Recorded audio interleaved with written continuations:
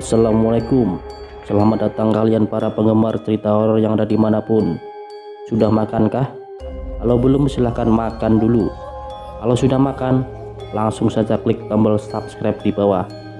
Sebagai gantinya, saya akan menceritakan kisah yang berjudul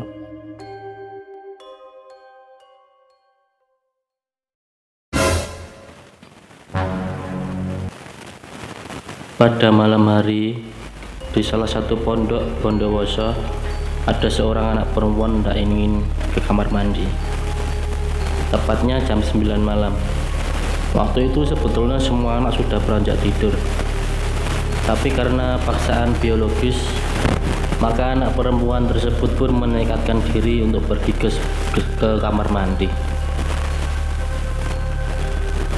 Biasanya jam sudah larut seperti itu, murid tidak boleh keluar, apalagi sendirian. Kadang juga bawa anak lain sebagai teman biar nggak sendirian saat keluar asrama. Tapi sekali lagi, paksaan dari dalam tubuhlah yang membuat dia nekat dan tidak pandang kondisi. Jam 9 itu waktu yang sudah cukup malam, karena di tempat itu, di daerah pondok tersebut adalah tempat di mana jauh dari warga, cukup jauh. Wilayah sekitar adalah sebuah sawah yang ditanami oleh pohon-pohon rindang. Tidak ada lampu jalan maupun kendaraan yang melintas. Di pondok tersebut, suasana benar-benar gelap gulita dan sangat jarang juga ada kendaraan yang melintas. Mau kemana orang lain kalau melewati jalan ini, kecuali bila dia ingin mampir di pondok tersebut. Perempuan itu pun sedikit berlari terbilit-bilit karena saking kebletnya. Jika kamar mandi itu ada dalam asrama, mungkin akan lebih memudahkan dia untuk pergi. Tapi ini bukan. Dia harus keluar dari asrama sendirian dan melewati lapangan yang gelap untuk pergi ke kamar mandi tersebut. Dia melewati lapangan tersebut dari pinggir, mungkin sebetulnya tidak terlalu jauh, tapi sudah cukup untuk membuat bulu kuduk merinding. Lampu yang tertera hanya ada di depan kamar asrama dan di depan kamar mandi yang hendak ia tuju. Dia menuju lampu yang hanya terlihat di depannya tersebut. Ada dua kamar mandi yang berimbutan di pondok itu. Dua kamar mandi tersebut menghadap utara. Lalu ada sedikit tempat kecil di depannya yang biasa digunakan untuk mencuci baju para santri. Masuklah perempuan itu di kamar mandi sebelah timur.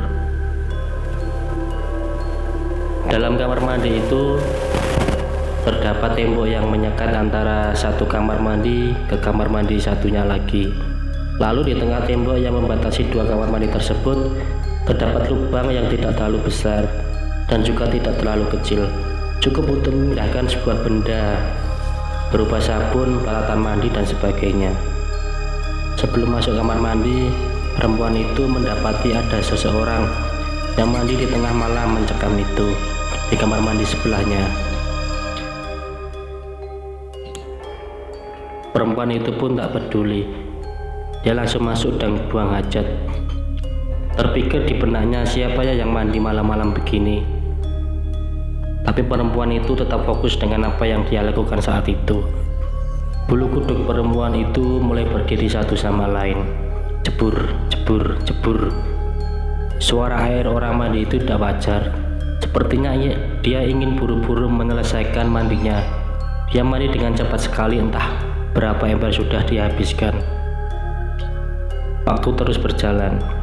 Selama perempuan itu berdiam menyelesaikan hajatnya, selama itu juga orang yang mandi tersebut mandi dengan sangat terburu-buru. Rasa takut mulai menyeliputinya.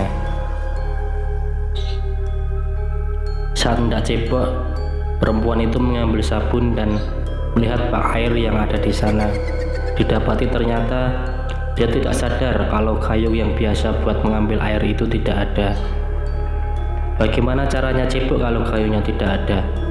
Akhirnya dia memberanikan diri. Perempuan itu dengan nada sebisa mungkin untuk meminjam gayung dari kamar mandi sebelah. Berkatalah perempuan tersebut, "Pinjam gayungnya dong." Seketika itu, orang yang mandi di sebelahnya langsung berhenti total. Tidak ada lagi suara cipratan air yang terdengar di sana. Lalu, ada suara laki-laki yang keras, tinggi lagi menggelegar menjawab permintaan dari perempuan tersebut. Jangankan gayung, kepala aja nggak punya. Seketika itu perempuan itu berlari keluar dari kamar mandi dan pergi menuju asrama sambil menjerit ketakutan.